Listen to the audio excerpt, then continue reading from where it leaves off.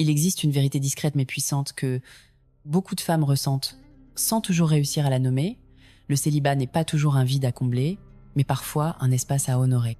Derrière les regards compatissants, les conseils non sollicités, les injonctions subtiles à trouver quelqu'un, beaucoup de femmes expérimentent un chemin intérieur profond, souvent invisible aux yeux du monde. Ce chemin n'est pas seulement fait d'attente ou de souffrance, il est parfois secrètement un choix de respect de soi, un espace sacré pour guérir, se construire, renaître. Beaucoup de femmes ressentent cette intuition avant même de pouvoir l'affirmer haut et fort. Être seule n'est pas un échec, c'est parfois une victoire silencieuse sur des schémas anciens, sur des compromis destructeurs, sur la peur de soi.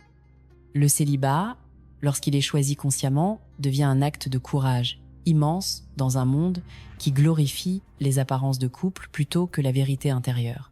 Ce réveil n'est pas toujours triomphal. Il est parfois mélancolique, fragile, hésitant, mais il est porteur d'une puissance insoupçonnée, celle de la femme qui cesse de se définir par l'autre pour enfin exister pleinement par elle-même. Pourtant, derrière ce choix parfois noble, il y a aussi des blessures silencieuses. Le célibat n'est pas toujours un état librement embrassé. Il est parfois le fruit de déceptions accumulées, d'amours qui ont trahi, de rêves de relations qui se sont effondrés.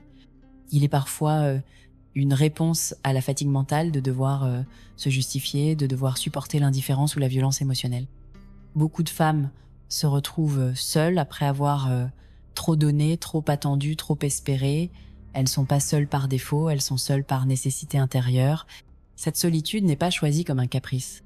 Elle est parfois imposée par un monde qui valorise la rapidité, la superficialité, le paraître, au détriment de la profondeur, de la sincérité, de l'authenticité. Reconnaître cette blessure est essentiel. Ne pas minimiser la douleur de la solitude subie, ne pas nier la fatigue de devoir toujours être forte, indépendante, résiliente. Car avant de transformer cette solitude en choix puissant, il faut oser regarder en face la souffrance qu'elle a parfois portée. Lui donner de l'espace, lui donner une voix, lui donner du sens. Car c'est dans cette reconnaissance honnête que peut naître une vraie liberté intérieure. L'histoire d'Emma est emblématique de ce cheminement. Pendant des années, Emma a cherché à construire une vie de couple conforme aux attentes de son entourage. Elle a enchaîné des relations où elle s'est adaptée, où elle a minimisé ses besoins, où elle a accepté trop peu au nom de l'amour, mais au fond d'elle, une lassitude grandissait. Jusqu'au jour où, après une rupture particulièrement douloureuse, Emma a fait un choix radical, ne plus se perdre pour être aimée. Elle a décidé de rester seule, non par amertume, mais par respect pour son chemin intérieur. Cette décision était difficile. Elle a affronté des soirées solitaires, des fêtes où tout le monde venait en couple, des questions intrusives, des doutes corrosifs. Mais au fil du temps, Emma a commencé à découvrir une autre forme de plénitude. Elle a reconstruit sa vie autour de ses passions, de ses valeurs, de ses rêves personnels. Elle a appris à s'aimer dans la solitude, sans artifice, sans dépendance. Aujourd'hui, Emma affirme avec une sérénité impressionnante que son célibat n'est pas un vide, mais une source de force, de clarté, de liberté. Elle n'a pas renoncé à l'amour, mais elle refuse désormais tout amour qui exige qu'elle renonce à elle-même. La sagesse féminine ancestrale enseigne que le véritable épanouissement ne dépend pas d'un statut relationnel, mais d'une relation profonde avec soi-même. Dans de nombreuses traditions spirituelles, les périodes de solitude sont vues comme des étapes sacrées de croissance intérieure, non comme des périodes d'attente passive. Le stoïcisme rejoint cette vision. Il enseigne que le bonheur ne dépend jamais des circonstances extérieures, mais de notre capacité à vivre en accord avec notre nature profonde. Marc Aurèle écrivait « Celui qui se suffit à lui-même est heureux ». Ce principe est une clé précieuse pour comprendre la puissance du célibat conscient. Être célibataire, dans cette perspective, n'est pas refuser l'amour, c'est refuser l'illusion. C'est choisir la qualité sur la quantité, la vérité sur le confort, l'alignement sur la conformité. C'est se construire de l'intérieur pour que, si l'amour vient, il trouve un être complet, non un être en attente de sauvetage. C'est honorer le le chemin de solitude, non comme un désert, mais comme un jardin secret où l'âme peut fleurir librement, loin des pressions, des attentes, des faux-semblants. Aujourd'hui, le célibat féminin est souvent entouré d'une ambiguïté sociale. D'un côté, on célèbre l'indépendance des femmes, de l'autre, on continue de juger leurs valeurs en fonction de leur situation amoureuse. Les réseaux sociaux amplifient ce paradoxe.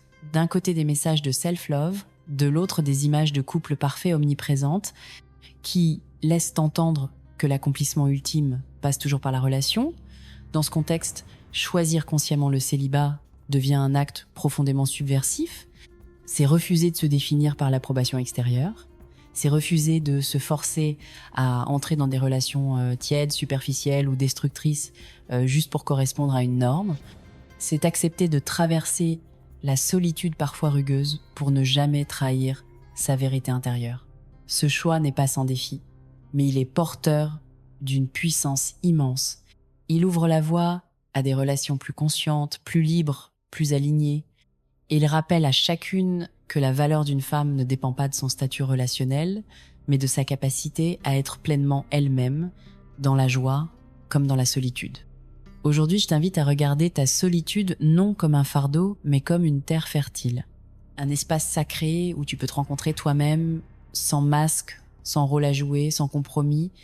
Ce chemin demande du courage, mais il offre en retour une liberté incomparable. Tu n'es pas incomplète parce que tu es seule, tu es entière, tu n'es pas perdue, tu es en chemin. Tu n'es pas abandonnée, tu es en gestation de toi-même. Choisir consciemment la solitude, c'est choisir la liberté intérieure avant tout, c'est honorer sa propre présence avant de chercher celle de l'autre, c'est bâtir une vie qui ne dépend de personne pour exister pleinement.